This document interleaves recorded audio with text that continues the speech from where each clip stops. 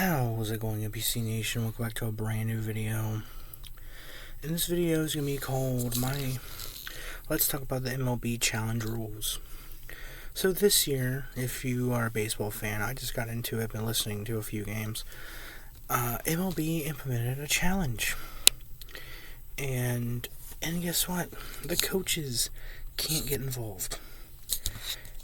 I looked it up, the rules of the new MLB challenge. I actually think it's a good idea. I think they should change that rule for the NFL challenge, where the players are all ones that can implement a challenge. Because the MLB's challenge rules are this: a catcher, a batter, and a pitcher can only implement the challenge. The coach, or the whatever they're called, the manager, they call them managers, the manager cannot implement a challenge. So a manager cannot implement a challenge of a ball or strike. Let's say the batter is 3-2, and let's say the umpires call a strike and you get striked out. Well, you have a chance. It's a 2-second window to do this.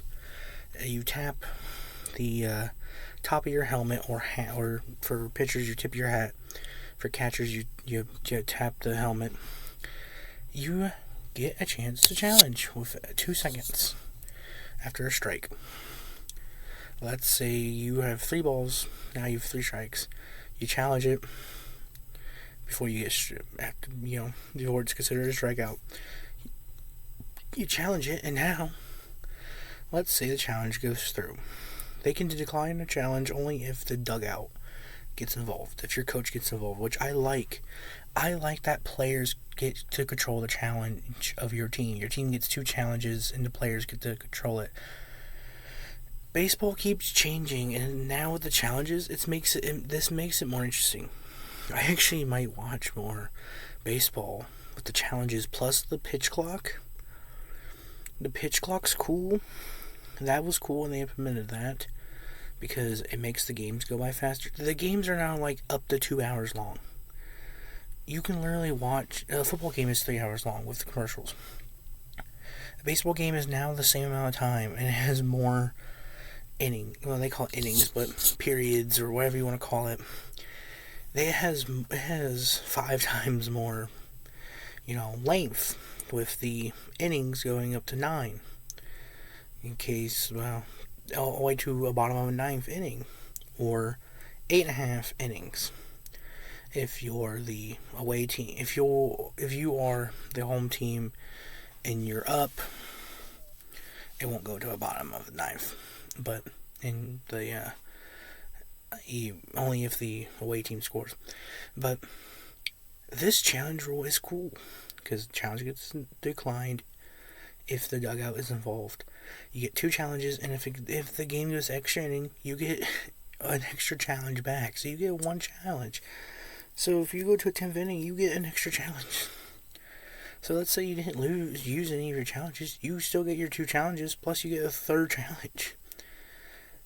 And let's say you are 3-2, you get a strike, you don't think it's a strike, you challenge it. Now you get a walk. You get a free walk just by thinking it's not a strike. And it's not AI. They actually booth review it. Booth review has been around forever in the NBA, and forever. Challenges have been around for a long time in the NFL.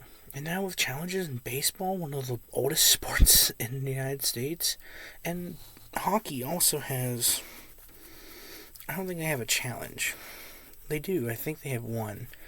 But 2 challenges. Like, you get 2 challenges. Just like in football, you get 2 challenges. I like that. I really do. And I hope it stays, because this is actually changing the sport of baseball. With the pitch clock, plus you get a challenge. So the pitchers have to be quicker, and your challenge has to be quick, but you also get a challenge. So you get struck out, guess what? Challenge that. You're not walking. You get a walk. It makes the game better. Because it's like, oh, you're not struck out, you get a walk. You get a chance to actually score. and you keep your challenge. You don't lose it, even if the challenge is successful. You keep it. You keep the challenge, and you don't lose a timeout. You don't lose. Well, they have. I think they have infinite timeouts because it's batter timeouts. Batter and pitcher gets a timeout each. But you don't lose a timeout or whatever. You don't really get a timeout in baseball, but you don't lose a challenge. You get to keep your challenge if it's successful. You get to keep it. So even if it's successful, you get to keep it. If it's unsuccessful, you don't get to keep it. And the umpires can deny it, which is great because they don't have to worry about a challenge and they can just deny it. In NFL, they can't deny a challenge. They have to do it. So it helps both parties because the umpire can be like, no, there's too much. They won't deny the challenge from the player.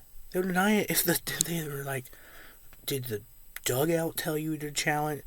I think the dugout told you to challenge this, so I don't accept your challenge. You get to keep your challenge, though. So it's interesting, and I like it. The games I've listened to so far, I know we're only 3 games into the season, but I think the challenge rule has made baseball fun. Has made baseball fun for me, because now you get a challenge and you get to keep it, and then you get an extra challenge and extra innings. And it's cool. You get one. You only get one, but it's a good idea. Well, if you guys enjoyed this video, if you did, press the share button, press a like button, press the bell so you're notified every time I upload a video. I'll see you guys next video. Goodbye.